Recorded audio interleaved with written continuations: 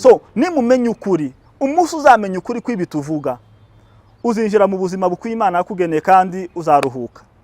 Umuntu atanga icyo afite ntawo guheza kuruhuka na warushe. No kuvuga ngo urusengero rurimo indushi nyinshi noneho zishaka gushira abandi nabo mu yindi miruho kuko bose ni bwabujiji bwo kutamenya amakuru y'uburuhukiro. So abantu benshi nko warubivuze abigisha abandi bararusha. Ubwo rero nimba urushe nawe urigisha ibijanye na wa muruho uratanga ibyo ufite. Uratanga ibyo ufite. Abaruhutse rero dutanga ibijanye n'ibyo dufite. Hari umuntu twavuganye ejo bundi namubwira ngo ba Dawidi ba Musa bande barabose nti baraba Kristo. Aratangara cyane. Asa n'umuntu wikanze aravuga ngo ni gute bari abantu intwaro zo kwizera bataraba Kristo. Oro ntazi iryo jambo ubu Kristo cyangwa umukristo byatangiye ejo bundi igihe cya Paulo. Ndekeza ko ibintu byatubayeho iyo tubirebye neza bizabisa na biravyabaye kuri Paulo na Baranaba.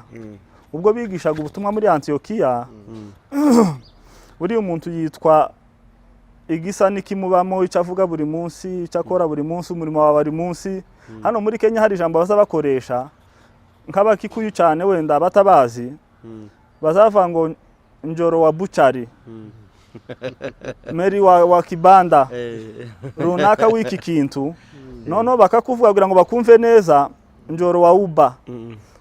Noneho natwe rero ngako byatugendekeye. Noneho natwe kubera gukomeza guhamya ubutumwa bwiza bw'ubuntu bwa Kristo byarangiye abantu batwise ngo nabanyabuntu because of the message dutanga buri munsi ngire ngo niyo message tuvuga uko bukeye nuko bwije.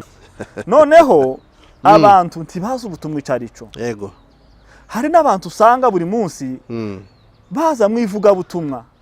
Barangiza abandi tugafata ifaranga tukabaheza. Mukavuga ngo twashigikiye ivuga butumwa. Mureke nze kuvugira ijambo bene data mudukurikirana kuri Jonathan TV na Mend Mind. Muze kumva aho ibintu byafiriye. Ese ubutumwa bwiza niki koko? Iyo uvuga ngo ngiye mwivuga butumwa ubushatse kuvuga iki? Iyo ufata ibihumbi 100 z'amanyakenya cyangwa $1 igihumbi ugatega indege ukambuka imipaka ukavuga ngo ngiye mwivuga butumwa. Ese uzuvuga ubuhe butumwa? Ubutumwa niki? Ijambo rya mbere tongeye kubasuhuza nshuti bakunzi ba Mend Mind TV, mwebwe mudahwema kudukurikirana aho muherereye hose ku isi. Aho bukeye tubahaye mwaramutse, aho bwije naho tubahaye mwiriwe.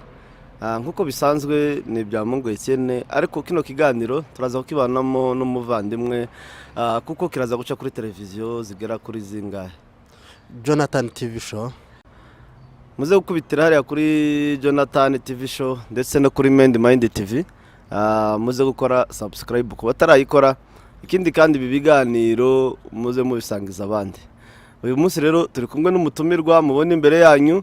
Ntabwo ari ubwa mbere se n'ubwa kabiri se n'ubwa nyuma, n'umuntu umenyerewe muri media cyangwa se industry nyamurenge. Ariko nkaba nkangurira n'ubundi mbere yuko twinjira mu kiganiro nyirizina abakurikirana kino kiganiro muze kugikurikirana kuva dutangiye tugere ku musozo. Kirimo ubutumwa bwiza, harimo ijambo rishobora guhindura ubuzima bwawe, reka gukura ku rwego rumwe reka kugeza ku rwego rwiza mu by'umwuka. Rero muvandimwe, reka tuze kuguha umwanya utangire wibwira abadukurikirana kugira ngo n'ubundi abatakuzi bakubonye byenda bwa mbere uze kubibwira mu kinyamurenge. Urakoze cyane. Yego murakoze cyane. Ku batatuzi wenda badukurikiye bwa mbere, amazina nitwa Serugaba Alex. Ndubatse, mfite umudamu umwe n'umwana umwe. Hanyuma mu buzima bw'umwuka ndi umupasitori. Nahamagawe gukora uwo murimo, ariko kandi hijyaho pasitori nkaba n'umwarimu ndetse n'umuvuga butumwa. Iyo niyo mirimo itatu numva Imana yanshizemo yampaye ubushobozi bwo gukora. Ndabikora apana nk'ikintu natorewe n'abantu, ahubwo n'ubushobozi numva nigira Imana yampaye mbikora. Ndigisha iyo baye ngombwa mvuga n'ubutumwa mu buryo bwo kubwiriza, ndetse nkaba mfite n'ubwo bushobozi muri nje bwo kuba noshumba intama kabayobora mu buryo bwa leadership. Murakoze cyane. Hanyuma byenda sinzi nimba ari usa nk'utakaye cyangwa se n'abadukurikirana, iyo umuntu avuze ndi umwungeri, ndi umwarimu, nkaba n'umuvugabutumwa, ibyo bintu biba bitandukanye gute? Ibyo bintu biratandukanye. Nuvuga umuvugabutumwa ni umuntu Imana yahaye icyo bita trance. Paulo yarabikoresheje cyane, ni umurimo Imana ishira mu muntu ubushobozi bwo kwamamaza ubutumwa bwiza ku isi. Uwo ngo si ngombwa ngo agire ikanisa, si ngombwa ngo agire ahantu runaka abarizwa, uwo nguwo ahantu hose ageze atangaza Yesu. Ibyo ni ivugabutumwa. Hanyuma umwarimu n'ufite ubushobozi muri we bwo kwigisha, aricyo kigira abantu bakeya cyane. Kwigisha ni ubushobozi bwo kubasha gusobanurira abantu ibitekerezo by'Imana, umugambi w'Imana kuva isi yaremwa kugeza ku munsi wa nyuma. Abo n'abarimu. Naho byihariye abashumba cyangwa se abapastori, nabo Imana haye ubushobozi bwo gushumba intama.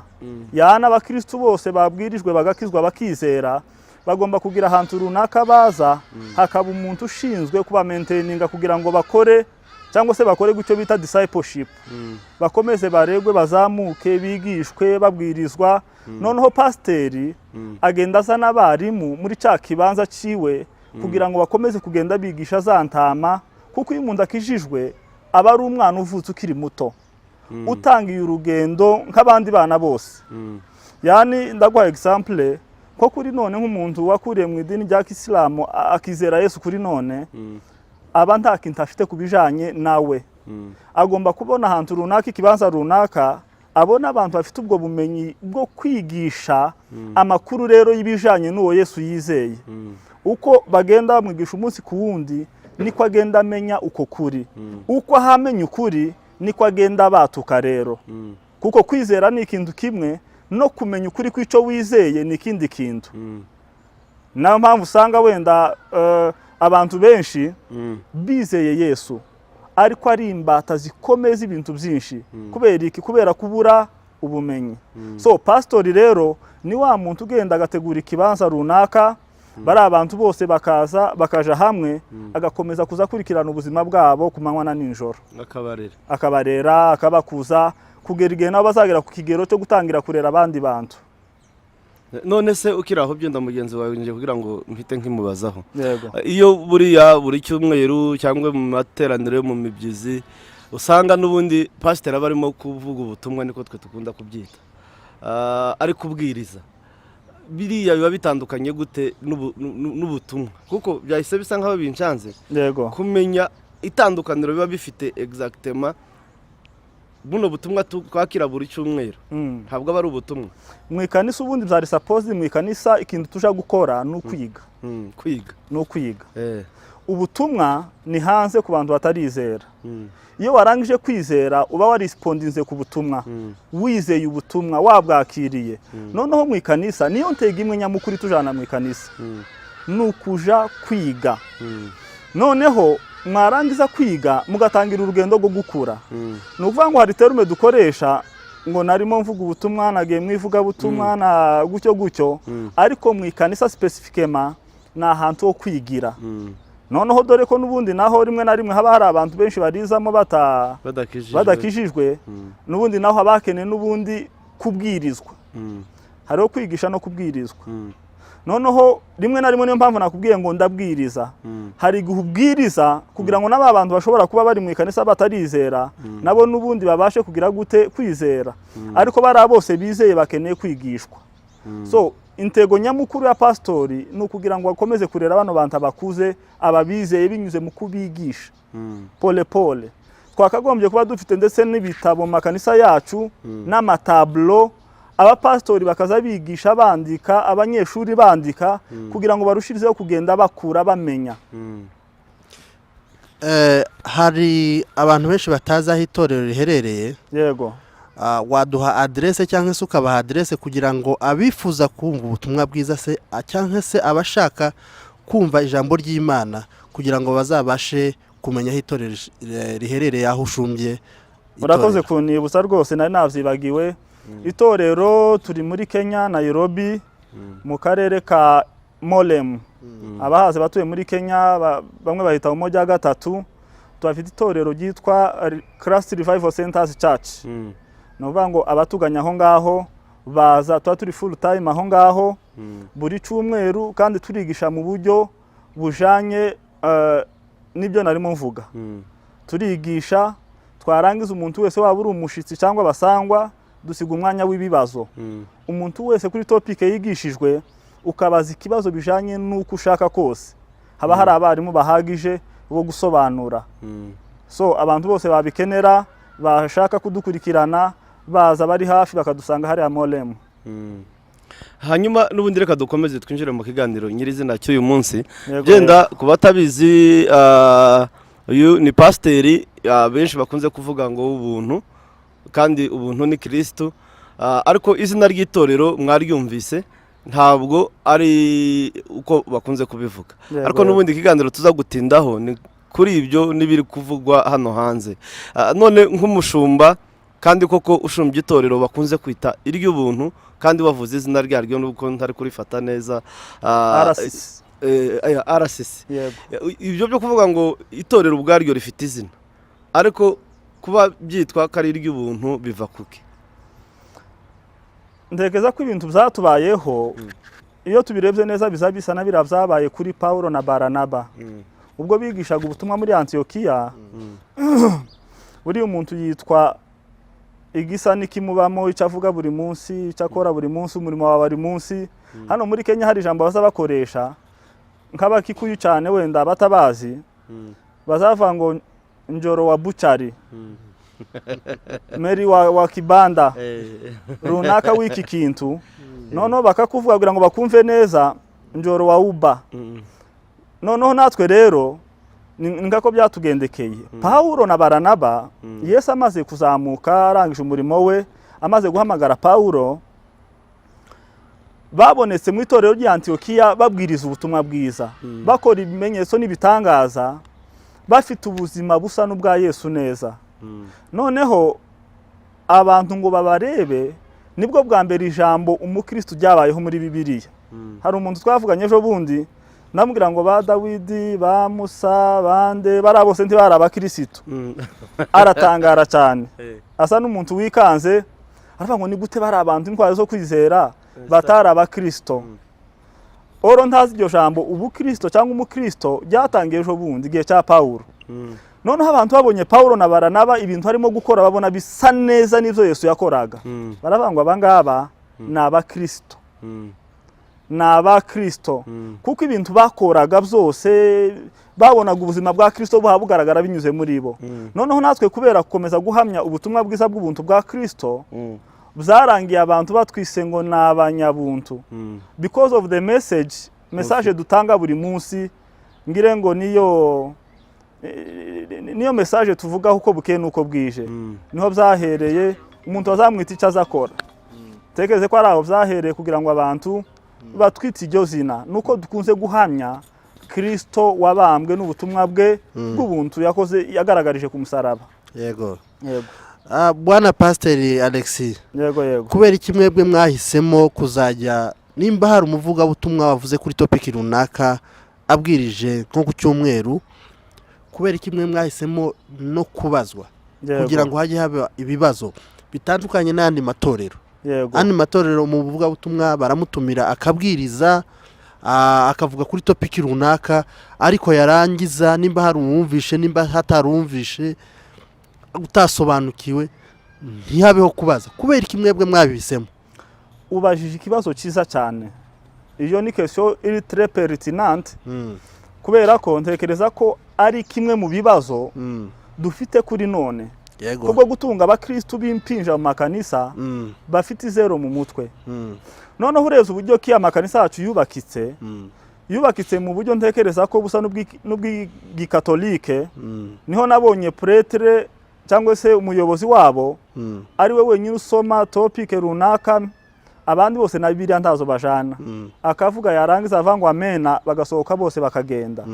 Noneho twakuriye mu buzima ho tuja mu ikanisa tukicara, umuvuga butumwa akigisha, yarangiza kwigisha agatanga amena, abaririmbyi bakaririmba abantu bagataha. Noneho waba nkubaza umwe mu bantu bari mu ikanisa mu materaniro, tese uwigishije yigishiye topic akayiyobegwa, yavuze kubijanye niki akabiyobegwa, wafashijwe nafashijwe niki cyagufashije reka da. None twaricaye dusanga amakanisa yacu abantu ndibaza bunguka. Papa se ikanisa yaratakaye. Ikanisa nukuja gukura, nukwiga mukagenda mva ku kigero kimwe cyo kumenya Yesu muja ku kindi kigero. Ariko usanga abantu batazi na definition y'agakiza. Ariko akakubwira ngo wakijijwe muri 50. Yego. Wamubwira ate agakiza ni iki? Ibi yakubwira ibintu yita agakiza kuri we, ugasanga wa muntu ntiyigishijwe. Pepe. Abantu bacu rero bakuze mu buzima mvuga ko busa na hari ubwivuga butumwa cyane. Ndetse n'abatwigishije benshi bagiye babikora batarize. None kubera ko nta matsera afite yagije n'amadone, ugasanga yashitse nugutangaza. Mu buryo naguha umwanya wo kubaza ntubone icyo umusubiza. None twebwe dutangiye ikanisa, papa se yacu nukugira byibuze kugira ngo abakristo 4-5 mfite byibuze mbazamure mbageze ku kigero nk'icanje. Kuko Paulo usomye mu ba Efeso igice cya 4 kuri 11 iravuga ngo bamwe yabagize abavuga butumwa, abandi ntumwa, abandi abahanuzi, abandi abarimu, abandi abapasteri, kugira ngo bafashe abakristo, kugira ngo bigishe. Mu cyongereza bakoresha ijambo to equip, nukubaheza ibikoresho biri necessaire bibafasha mu kuzamuka mu bumenyi bw'umwami wacu Yesu Kristo, kugira ngo batabasha guteraganwa niko bakoresheje ngo nimiraba imyigishirize yose. Wumve papa se ikanisa na papa se yaba bantu kubaho, nukugira ngo bafashe abakristo kubaha ubumenyi bukwiriye, kugira ngo batazateraganwa n'imiraba y'imyigishirize ije none indikaze ejo. Niyo mpamvu rero nyine abantu benshi aziga kubwira ate se tuzoba bandi, aba bari mu kuzana ibi, aba bakazana ibi, aba bakazana ibi, none tuzizere nde? Uzi impamvu umuntu avuga icyo kibazo? Nuko muri we ta fondation ihagije ihamya afite y'ukuri yamenye, yabasha kudefendinga ngo gusobanure ngo avuge ngo ukuni ko kuri kuzuye. So dutangira rero ikanisa twaravuze ngo tugomba gukosora ico kintu. Abakristo bake cyangwa benshi dufite, tugomba kubaheza ubumenyi buhagije mu buryo umuntu wese ahazaja azaba afite capacité yo kudefend imyizerere ye. Wenda nkiri kuri iryo jambo, urebye abantu nk'abadive, ndatanga example abadive n'abayisilamu. Umwana w'imyaka 10 mu Islamu aruta abantu bamwe bacu b'abapastori n'abapotre n'abandi bishop n'abayehova nuko n'abayehova nibo bandi nangiye kuvuga n'abayehova.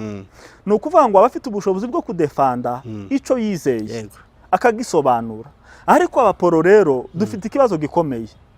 None nko mu bwoko bwacu ho zabaye ikindi, ikanisa egale gisirimba, ikanisa egale kubyina. None ugasanga umuntu n'umwana utaratangira no gukambakamba, ariko amazi imyaka ingahe 20-30 mu ikanisa. So objectif yacu nukugira ngo abantu bakure mu bumenyi bw'umwami wacu Yesu Kristo, kugira ngo batabasha guteraganwa n'imiraba y'imyigishirize yose iraha hanze muri inosi. Kuko inosi ifite imyigishirize iteye ubwoba. Ndetse naho ndateza ko tuza kuyinjira. Murakoze. Intego nziza cyane, byumvikana ko mwagize intego nziza zo kugira ngo habeho kungurana no kuzamurana mu buryo bw'ijambo ry'Imana. Yego. Bwana Pasiteri, ndashaka ko wadusobanurira cyangwa se ukadutandukanyiriza hejuru y'ubutumwa bwiza. Yego. Message zitangwa, kuko hari igihe winjira mu itorero wumva abari kubwiriza, ukumva nk'amagambo bavuze, bavuze amagambo yandi cyangwa se baritaka, baravuga ibitangaza babashije gukora, ibitangaza twasengeye abantu barakira, twasengeye abantu barwaye amapepo abavamo, ariko ugategereza ko bashobora kuvugamo Kristo ico yakoze mu buzima. Yego. Ukakibura. Noneho tukayoberwa ubutumwa bwiza ni ubuhe? reka nze gukoresha ku byanditswe noneho. Yego. Kandi reka nsaba abantu badukurikirana iyi point tugezeho mu yitega amatwi cyane. Yego. Ngiye kuvuga ubutumwa bwiza icyo ari cyo n'ubutumwa bwiza icyo atari cyo. Noneho kugira ngo abantu bagenda, hari na benshi usanga avuga ngo twari mu ivugabutumwa. Yego. Twavuze ubutumwa bwiza, twumvise ubutumwa bwiza, ariko noneho reka wumve ubwo butumwa bwiza agiye guhamya bumvise. Yego. Ukamusanga umuntu wigishije yahereye ukuntu yakoze isafari ye ya mbere, aja muri Norvege ngo aveyo, arambuka aja muri Suisse, Imana imukubitiramo, yambuka na Amerika cya Texas, noneho haza kugaruka yinjira muri Afrika. Akavuga ati mwumva ukuntu Imana yo mu ijuru ikomeye kandi igira neza yamfashije. Ngo ariko turafashijwe bacu. Noneho abantu ntibazi ubutumwa icyo ari cyo. Yego. Hari n'abantu usanga buri munsi baza mu ivugabutumwa, barangiza abandi tugafata ifaranga tukabaheza, mukavuga ngo twashigikiye ivugabutumwa. Mureke nze kuvugira ijambo bene data mudukurikirana kuri Jonathan TV na Mend Mind, muze kumva aho ibintu byapfiriye. Ese ubutumwa bwiza ni iki koko? Iyo uvuga ngo ngiye mu ivugabutumwa uba ushatse kuvuga iki? Iyo ufata ibihumbi 100 z'amanyakenya cyangwa $1000 ugatega indege ukambuka imipaka ukavuga ngo ngiye mu ivugabutumwa, ese uzuvuga ubuhe butumwa? Ubutumwa ni iki? Ijambo rya mbere, Abaroma ku gice cya mbere umurongo wa mbere kugeza ku wa 4, mwumva ico Paulo yise ubutumwa. Abantu badukurikirana bari hano, Paulo atangiye avuga ko ari imbata ya Yesu Kristo wahamagariwe ubutumwa bwiza, watoranirijwe n'ubundi ubwo butumwa bwiza bw'Imana. Ndashaka mwumva ubutumwa bwiza icyo ari cyo, hanyuma tugaruke kuri ibyo bindi abantu bigisha. Aravuga ngo ubwo yasezeranije kera mu kanwa k'abahanuzi ndetse no mu byanditswe. Mwumve rero ki. Yego.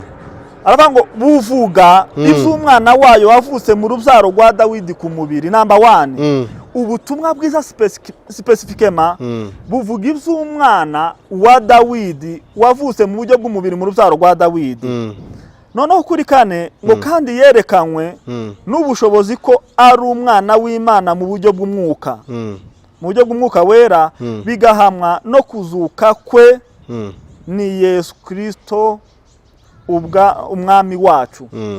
Mwumve hano Paulo aravuze ngo ubutumwa bwiza ni ubuvuga iby'umwana w'Imana mu rubyaro, mu buryo bw'umubiri yavutse mu rubyaro rwa Dawidi, ariko ngo aza kwerekanwa n'umwuka ko yari umwana w'Imana. Barahamya ngo uwo ni Yesu Kristo.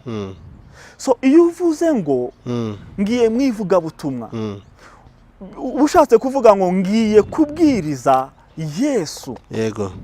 Kubera iki Yesu ari we butumwa bwiza? Nuko ari we nzira, nuko ari we kuri, nuko ari we bugingo. Noneho reka mbaze ikibazo ntarakomeza. Ni gute ushobora gushika ukigisha Dawidi? Dore abantu benshi aho byapfiriye.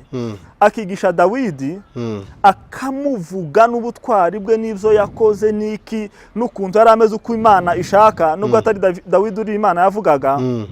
Warangiza ugatanga haleluya. Hanyuma wohamagara abantu ngo nimuze mwakire Yesu.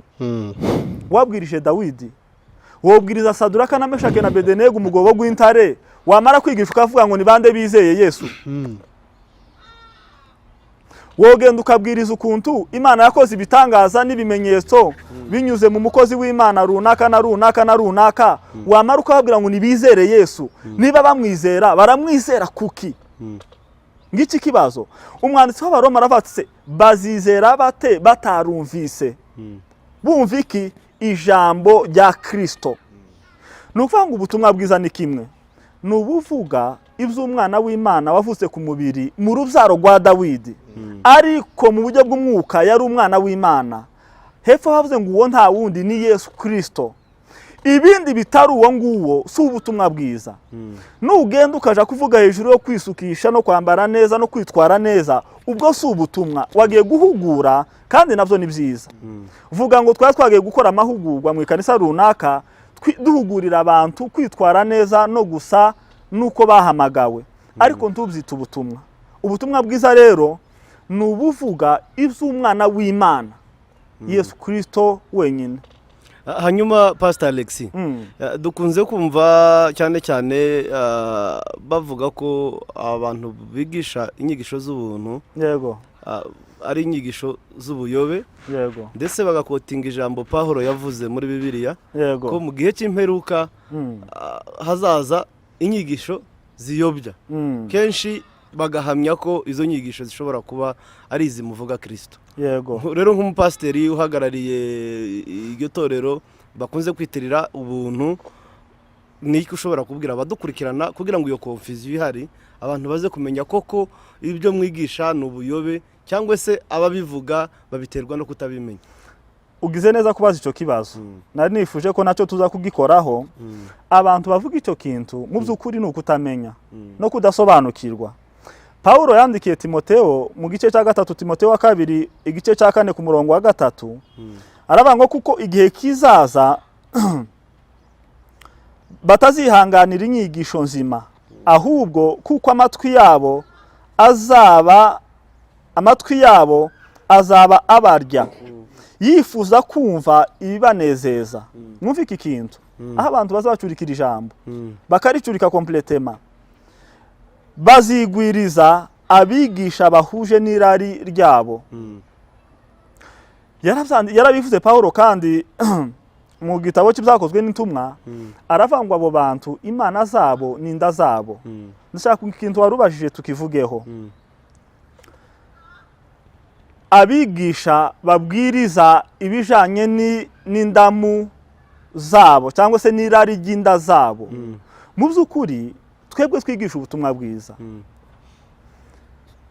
Urebye unakurikiye n'abantu bose bagiye badukurikira, nta kintu na kimwe kijanye natwe tuba twigisha. Twebwe twigisha iki? Agakiza. N'abantu babivuga ntegeza ko ari ukutamenya. Twebwe twigisha Yesu, twigisha agakiza, twigisha kubabarirwa, gucungurwa, umusaraba, gupfa no kuzuka, tukigisha gutsindishirizwa. Nayo magambo tugenda tugarukaho, urukundo rw'Imana ruhebuje, ubuntu bw'Imana yaducunguje, imbabazi ze zitagira akagero, nibyo twigisha. Ariko abantu Pawulo yavuga hano rero, imana zabo ngo ninda zabo, mu by'ukuri abantu bose, reka mvuge hano muri Kenya, abantu bose barabibona. Amakanisa 60% ubu nyine asigaye afungura, ugasanga papase na misiyo yiwe birisatire ku ndaye. Niyo mpamvu icyigisho cye cya buri munsi kiba kijanye n'ibikora ku mitima y'abariya abantu, bijanye n'ubuzima bwabo, kugira ngo nabo babibe muri we ibijanye n'inda yiwe. Ariyo mpamvu habaho kuvuga bitaka. Aha, urebe ubu nyine abahanuzi dufite, kampere ku bahanuzi, abahanuzi dufite kuri none. Ugiye hanze, ibyashara byabigenze gutya, akazi kawe, imodoka, ibiki, urebe ibintu byose biri santire n'iki. Dose yawe ngo barayifunze ahantu, ibintu byose biri santire n'inda, ubuzima bw'inda. Kaba bishop hano muri Kenya benshi, ni Mungu anakuinua biashara yako, Mungu wiki reje ibi bikuweho, Imana irakuzamuye, tanga isadaka y'igitambo kimeze gutya, tanga ituro ringana na gutya. Bagakoresha n'ijambo rivuga ngo uburemere bw'ituro utanga burangana n'igisubizo Imana iza kuguheza. Noneho abantu Pawulo yavuga nabo bantu aravuga ngo ntibazihanganira kumva inyigisho nzima. Uzi impamvu abantu badutera amabuye se? Nukwanga kumva inyigisho nzima, inyigisho zivuga Yesu, zidakora ku nda zacu. Ndetse twebwe mugaba ahubwo banatuziza ko tutatubwira abantu ngo n'icya 10 ntibakwiye kugitanga. Urumva twebwe ahubwo ni opposite. Twebwe nivyo katubwira akamaro biri mu cyo cya 10, navyo tubwira abantu gutanga mu buryo bw'ukuri, bitari gutanga mu buryo buriho pressure yo gutanga ibi kugira ngo Imana igire gutya cyangwa gutanga kugira ngo utagirwa gutya. Noneho tukavyigisha mu buryo bw'ukuri. Iki cyanditswe Pawulo yavugaga yari faringa ku bantu badashaka kwigisha Kristo Yesu, ahubwo bashaka kwigisha ibijanye n'irari ry'inda zabo. A titre d'exemple, abantu bose bigisha ubwo butumwa nibo babilionere n'abamilionere dufite kuri none. Usanga ikanisa ry'umuntu utangiye asa n'umuhanuzi, mu mwaka umwe ryuzuye ryagomangiye.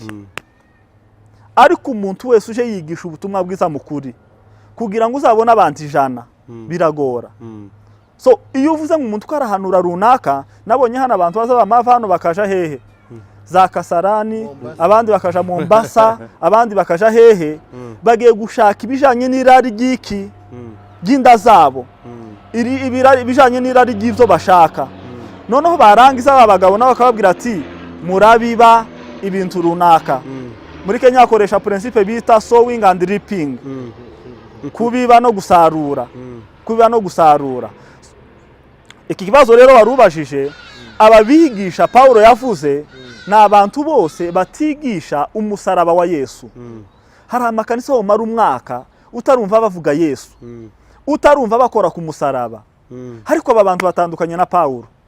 Paulo aravuze ngo ubwo nibwiraga kuzi wanyu, yari yandika abikorinto, aravuga ngo nta kintu na kimwe natekereje kuzabagezaho ngusivye Kristo wenyine wabambwe. Yani message y'ukuri ni Kristo wabambwe, agapfa akazuka, noneho akazamuka. Bivuze iki rero? Kubambwa kwe bivuze agakiza kacu. Gupfa no kuzuka, kuzuka kwe bivuze gutsindishirizwa. Noneho tukakira ubuzima. So utabwiye abantu ibyo bintu, waba habwiriza ibindi bitajanye n'ukuri k'ubutumwa bwiza. Hanyuma pastor, hari n'ukuntu bakunze gukotinga ijambo rivuga ngo abazaza bigisha inyigisho tutababwiye, bigakomereza aho ngaho. No icyo gihe byose bakabaza babigereka ku banyabuntu. Warukomoje ku cya 10 bavuga ngo twarababariwe. Ibyo byose bakavuga ko na Pawulo ubwe mu gihe cye yarabivuze, kandi abo yavugaga ni mwebwe. Ibyo babikoresha kubera kutamenya. Paulo ni wavuze ngo umuntu uzaza arabwe abantu b'Igalatiya, araba ngo uzabigisha ubundi butumwa utari ubu twababwiye. Araba ngo nubwo marayika azava mu ijuru. Uze kudufasha rero kubarimo kutureba kuri none ahanga, baze kumenya ibyo Paulo yavugaga, ubwo butumwa yavugaga bazaza bavuga ibi ngibi. Yego. Bitandukanye n'ibyo twababwiye. Mu by'ukuri abantu bavugira ijambo, tekeza ko babikoreshwa kubera ubumenyi buke baba bafite, ariko umunsi abantu bazagenda bakira ubumenyi, bazagenda bihana kubyo bavugaga bitajanye n'ukuri kw'ivyanditswe. Kandi ni vyiza ko abantu nivyo bavuga baza babakinga ivyanditswe. Usobanura icyanditswe mu kuri kwaco. Paulo abwiye abantu biko b'Abagalatiya, arababwiye ngo nihagira umuntu uzaza akabigisha ubundi butumwa butandukanye n'ubwo butari ubu nababwenjewe Paulo, uwo muntu avumwe. Ubwo Paulo yavugaga bwa rubuhe? Ubwo yavugaga ni ubuhe? Reka dukoreshe Bibiliya. Ansome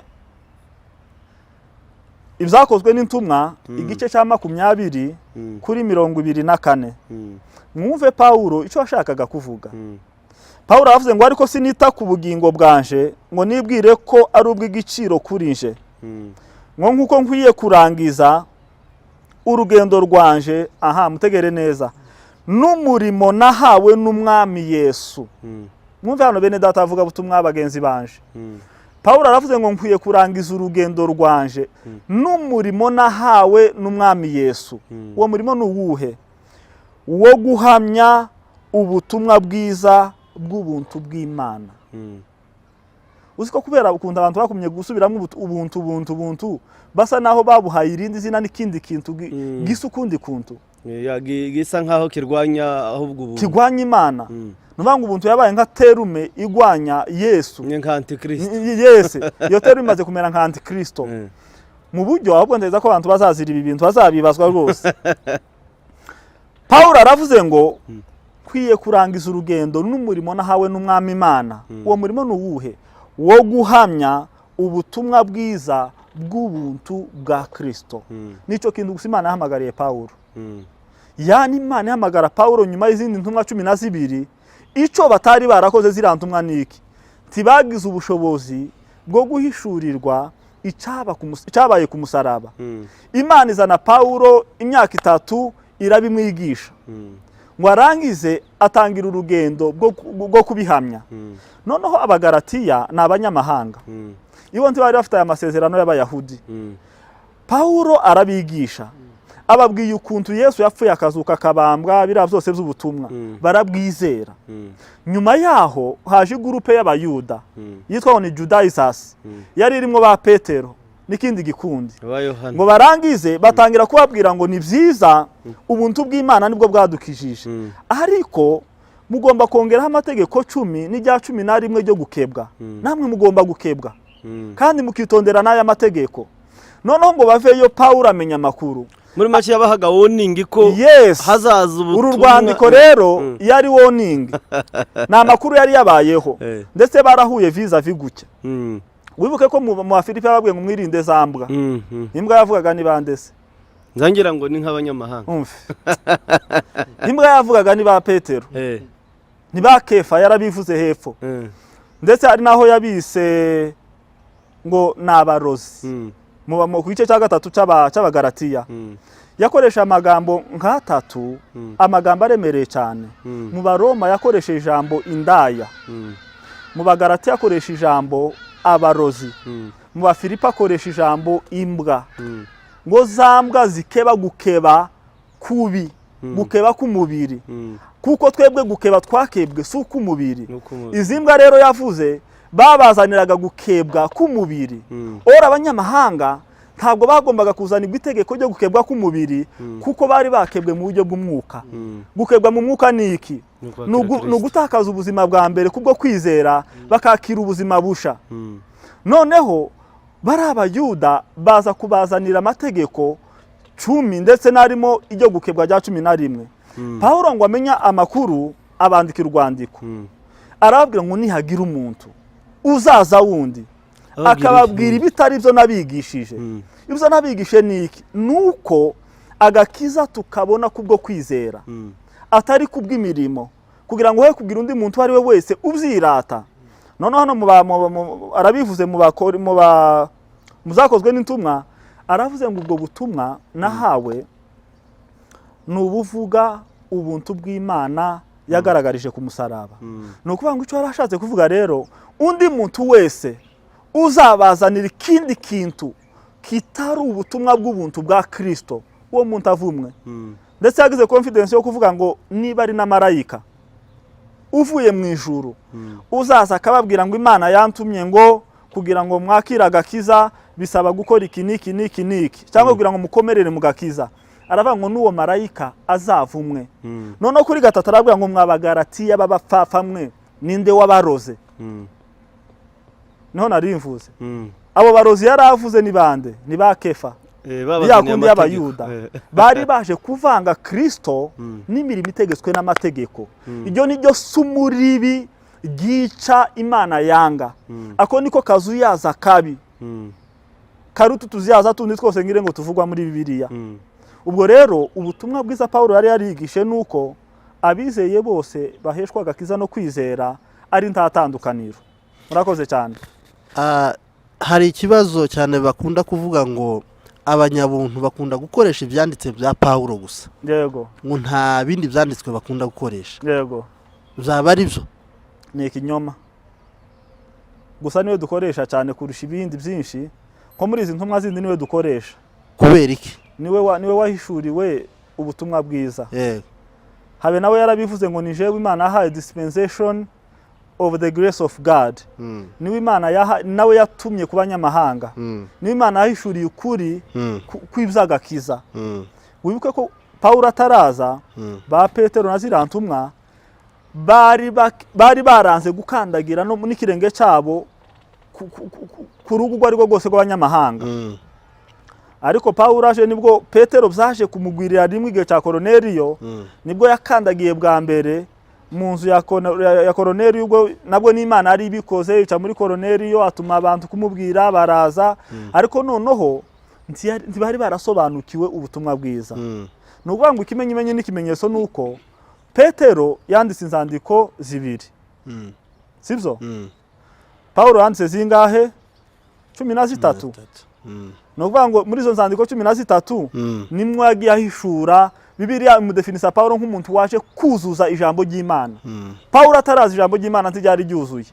Ijambo ry'Imana ryaje kuzuzwa na Pawulo, kuko niwe Imana yashizemo gusobanukirwa ibanga ry'ubuntu bwayo kuko yaravuze ngo ni jewe intumwa y'Imana yagize kuba igisonga n'umugabura w'ubutumwa bwiza ari bwo buntu bwa Kristo. Umuntu wese wigisha ubutumwa bwiza rero 70% agomba kugaruka mu nzandiko za Paulo. Nizo nzandiko n'ubundi bazidefinisa ko ari inzandiko z'agakiza. Yego. Ariko kandi tugaruka cyane no mu isezerano rya kera. Aho bira bitabo byose hafi ya byose byari ubuhanuzi bukomeye bw'aka gakiza. Ndetse icyo Paulo agiye akotinga ibyo aba bagabo bavuga mu isezerano rya kera agenda bisobanura mu isezerano risha. Na Petero yakotinze bike, abandi bakotinze ni bake cyane, ariko Paulo yakotinze ibitabo byinshi cyane mu isezerano rya kera zaje kuzura mu isezerano risha. So iyo muvuga ngo tuvuga Paulo cyane niwe wahishuriwe cyane. Aha nicyo gisubizo. Paulo niwe wahishuriwe cyane kurusha abandi ibijanye n'ubutumwa bwiza. Yego, murakoze. Hari reka mvuge ko hari ibintu bisigaye bica kuri social media wenda na kubazaho gatoya nimba warabashe kubikurikirana. Bavuga ko mwebwe abanyabuntu muba mwaraborotse ibitabo noneho kugira ngo mubashe kubwiriza, ariko kandi nk'aho mukoreshwa na antikristo. Ni ibintu nabonye nk'umwunganiraho bivuga ko byenda impamvu habaho no kumenya ijambo ry'Imana rikaba ryaza mu mitima no mu bwenge bwanyu, ariko impamvu yo kugira ngo habeho kuburana. Cyeza ko abavuga ivyo bintu nakurikiranye umwe mu babivuza ko kantu tekereza ko benshi la majorité ni incapabilité, n'ubushobozi buka abantu bafite ni faiblesse yo kudashaka kwiga. Akiri naho bakavuga ko kenshi ari ibyanditse ariko nta mwuka muba mufite. Icyo kintu cy'umwuka rero naco ni ikintu abantu bagomba kuzogarukaho. Kandi nigeze kubona igihe kimwe wenda nzagwara kuri iryo jambo, umuhungu ahagarara imbere yamatunga abantu barimo abapasiteri bari bicaye imbere, yamavuga ngo mwebwe je nokora ikanisa noza mbatiri inyuma mukicara inyuma ngo imbere nkazana abanyamwuka. Icyo gihe bari basirimze cyane barahanura, abo bandi bifashe mu maboko gutya bicaye bareba ngo amara hitavuga ko batari abanyamwuka tiwe yokora ikanisa rye, yo bafata akaza bicaza inyuma abanyamwuka bakaza bicara imbere. Urumva rero abantu bafite confusion, icyo bita icuka cyangwa ko umunyamwuka kuba spiritual bavyita kuvuga kundimi barabavugira hejuru. Urabona pastor wigisha avugira hejuru azamura tera za haleluya simbuka yicara agira gutyo bava ko ari we munyamwuka. Hari ijambo Imana yigera kubwira ubwoko bwo muri Israel, avanga ubwoko bw'Imana bwishwe no kutamenya. Mu byukuri abakristo bishwe no kutamenya. Pepe. Kandi ignorance cyangwa se ignorance ifite imbaraga kuruta Satani mu kwangiza ubuzima bw'abizera. Niyo ntwari ikomeye ubunyini hari isenya ubuzima bw'abakristo benshi, kutamenya. Habe niki kibazo mwari mumbajije naco kiva muri kwa kutamenya n'ubundi. Umuntu hagara ku gatuta akavangwa aba bantu bafite ubumenyi buhagije bwa Yesu ndetse bushingiye no kubyanditswe byinshi biri mu mitwe yabo. Noneho ndetse ni nkaho hari imbaraga zindi za Satani zibafasha kumva Yesu, kumva ibyanditswe. Noneho nibaje cya kibazo Yesu bavuze ngo imbaraga hakoresha ngo ni za Beelzebubi. None arabwira ati se mwabaye mute? Naringiye kukizaho. Mwabaye mute? None se ni gute ubwami bwo kwigaburamo kabiri? Beelzebubi yoshora imbaraga mu gusenya Beelzebubi bigashoboka? Tibzoshoboka. Sino Beelzebubi sino afite imbaraga ze unimara ari we nsubira gusenya. Noneho ni gute twogira imbaraga za Satani zikadufasha guhamya Yesu? Ibyo birashoboka. Satani yofasha abantu kubaheza imbaraga zo gusoma ibyanditswe no kumva Yesu ndetse bakabasha kumuvuga cyane no kumuhamya. Tibishoboka. Ahubwo ikintu gihari mu byukuri kandi gisobanutse, abantu babaye abanebwe bo gusoma.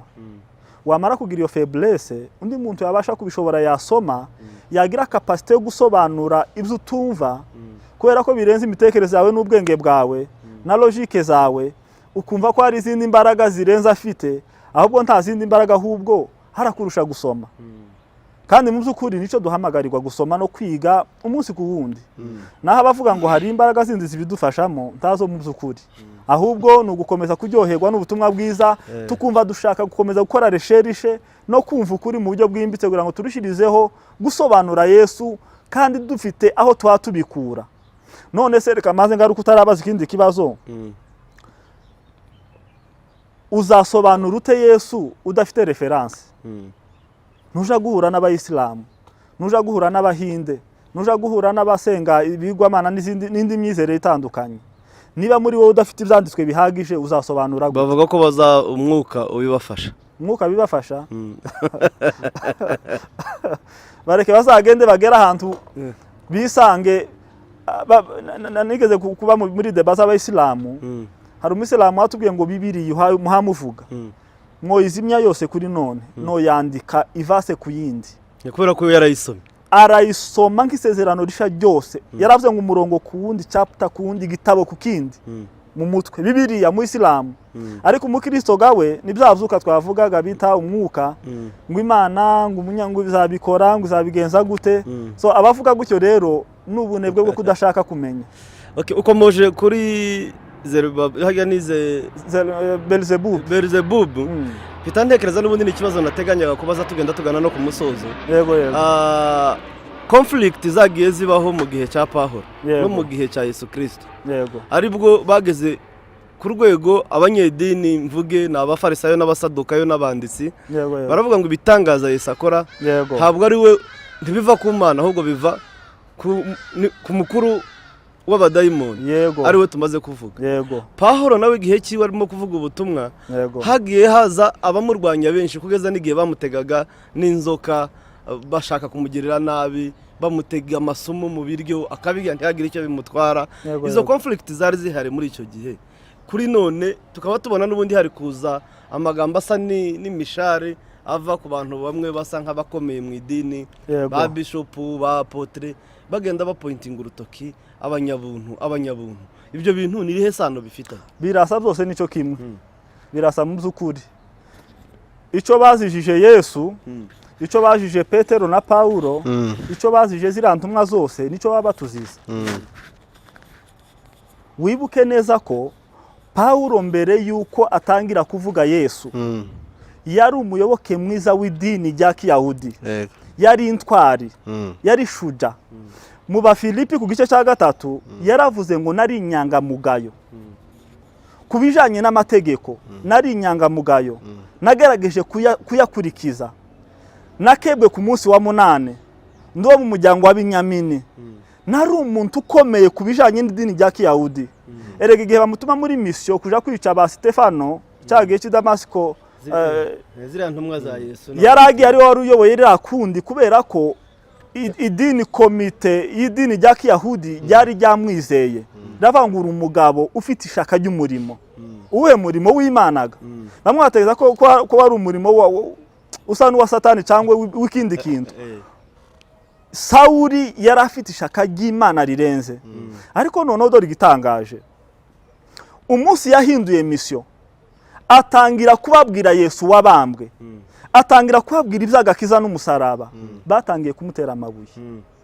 Kubera iki? Kumufunga, baramufunga, hari aho bageze baramukubita kugeza apfuye. Bafata intumbi ye baratera hirya mu mabuye. Baragenda bazi ko yapfuye, ngo arangize aza guhembuka, agenda dandabirana, aza kubona abantu baramufata bamucisha hirya, aragenda arakomeza avuga ubutumwa. Nuvuga ngo icatumye aba bantu mbere hose bamukubitira amashi, yari intwari, yari umugabo ukomeye. Niki? Nuko yavugaga iby'amategeko ya Musa. Ariko umunsi yahinduye atangira kuvuga iby'agakiza n'iz'umusaraba. Baravuze ngo Pawulo, hari umuntu twabivuganye ejo bundi, Yesu ku musaraba, bageze igihe baricara barafate se uyu mugabo twandike ko tumuzijije iki? Bene data bera b'Imana mudukurikira mwumvira ijambo. Zageze igihe Yesu babura ikirego bamushinja, kuko bamuzaniye Pilato. Pilato arafate se uyu mugabo turamuziza iki? Pilato ngo akubite mu birego babazana byose basanga ntaco baba muziza. Pilato arafata urubanza sindushaka, bamusubiza kwa Kayafa ngo bagere ku musaraba barimo kumubamba arabatese mu mihango yabo umuntu wese bandikaga ku musaraba we ico bamuzishije none ngo bagere kuri Yesu barabatese niki twandika bakubita imibare hirya no hino babona nta kintu na kimwe cyumvikana ku Bayahudi ndetse no ku Baroma bashobora kwita ikirego cyo tuma bica umuntu baravanga mureke twandike ko yiyitaga umwami w'Abayuda tiki ngiki byibuze ku Bayuda birumvikana ko uyu muntu yishiraga hejuru ku musaraba arandika ngo uyu nguyu yiyitaga umwami w'Abayuda bisobanuye ngo bamujijije iki taco bamujijije ukuri yavugaga gutandukanye n'ivyo bari bubakiyeho ari byo byamusa Paulo bamuzijije ukuri yavuze gutandukanye n'ivyo bari bubakiyeho ari byo byamusa ico baba tuziza kuri none nuko tuba tuvuga ukuri gutandukanye n'ivyo bari bubakiyeho ari byo byande byamusa ibyamusa ni iki bo kumva ntampangu byamusa na amategeko niwe wabaye umwishingizi w'amategeko n'isezerano ry'amategeko ararizana riheza ubwoko bwa Isiraheli yana ubwoko bwacu kuri none ndetse n'abandi bose navuga ko muri Afurika ndetse no ku yindi migabane usanga 60-70% ari abantu bari bazi kwijuru cyangwa gakiza tugaheshwa no kubahiriza imirimo itegetswe n'amategeko noneho kuza tuvuguriza ibyo bintu tuvuga ko agakiza ari ukwizera Yesu nta murimo wa muntu birahagije kugira ngo badutera amabuye nico bazije na Paulo hanyuma rero ikibazo cya nyuma nk'icyo wari ukomojeho n'ubundi cy'abafarisayo nibo bari abakuru b'amasinagogi nibo bari ba bishop b'ico gihe ba pasiteri ba revera n'abandi bose bahagarariye amatorero muri icyo gihe ni nabo bishe Yesu Kristo kuri none navuga ko byenda karabuzukuru b'abafarisayo dushingiye kuri genealogy y'idini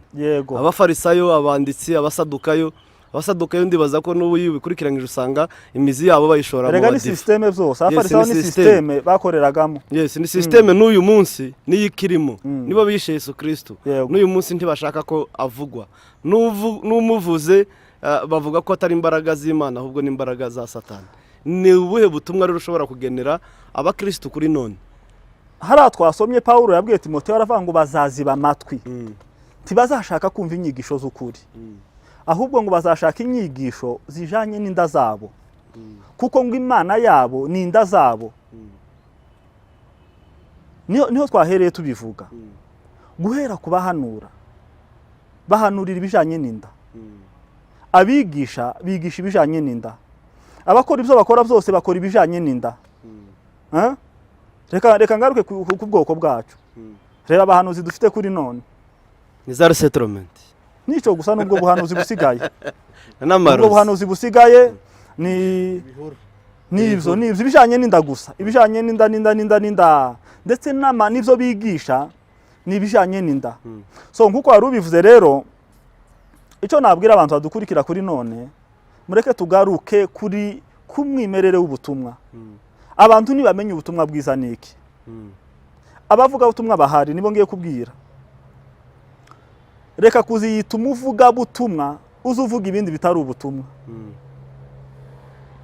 bibaye byiza rero wakwikuraho n'iryo zina kuko ubutumwa twabuvuze ntagakiza n'umusaraba wa Yesu n'ugupfa no kuzuka niba utavuze uwo musaraba dore ikintu aho kiri bene data abantu bakeneye kumva amakuru yo gucungurwa kwabo kugira ngo baruhuke ariko kontrere ubashira amakuru y'urubanza yo kubaciraho iteka abantu bakeneye kuruhuka Yesu yaravuze ngo naraje kugira ngo intama zanje zibone ubugingo naraje kugira ngo ziruhuke Yesu ni sabato ni iruhukiro rira sabato bavugaga mu isano rya kera ni reste bisobanuye uburuhukiro Yesu yaje kugira ngo abantu baruhuke abantu bakeneye message ibabwira iruhukiro bazaniwe ari we Yesu kugira ngo bitse imitima bagubwe neza bishimira gakiza ariko noneho abantu bajana message ya judgment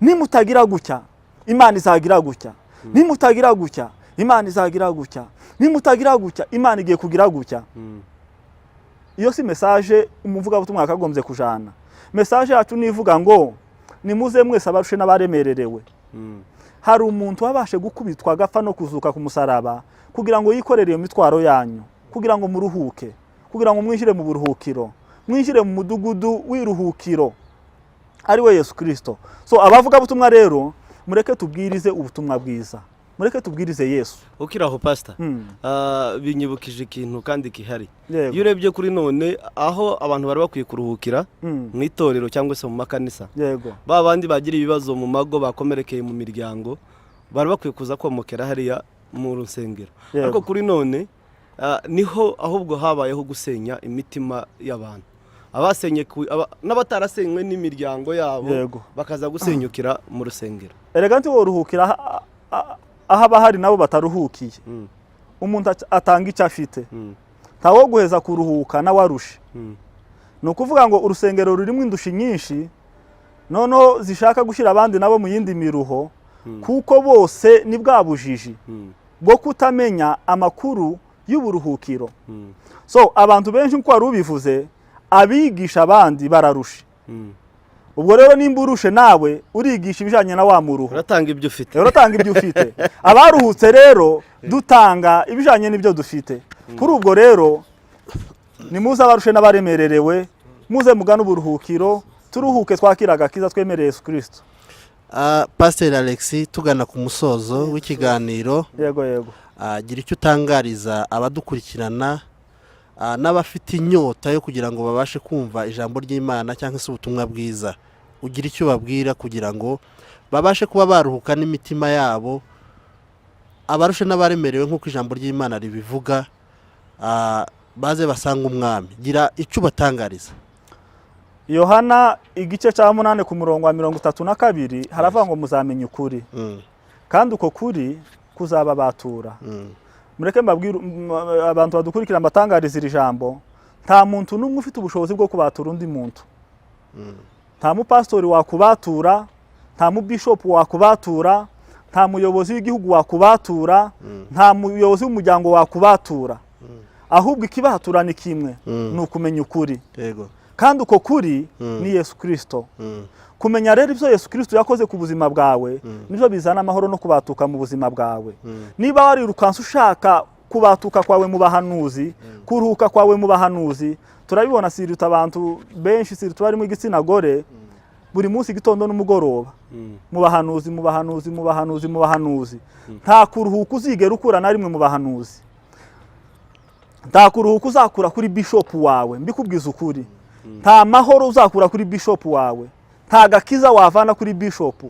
Ahubwo ibyo byose bizanwa no kumenya ukuri. So nimumenya ukuri, umunsi uzamenya ukuri kwibi tuvuga, uzinjira mu buzima bw'Imana yakugeneye kandi uzaruhuka. Bakunzi ba Mend Mind TV, bakunzi ba Jonathan TV show, ikiganiro cyacu reka tugisoreza ahangaha. Ariko kandi nkuko twatangiye dushimira umutumirwa wacu bwana Pastor Alex, reka twongere tugushimire kuba waje gutanga uyu mugati kuri none. Sibwo bwa mbere nkuko twabivuze, sinabwo bwa nyuma, ariko kandi tugushimiye kuba witabye ubutumire bwacu. Ikindi gihe nitwongera kwifuza kuganira nawe, uzongere utwemerere tuganire.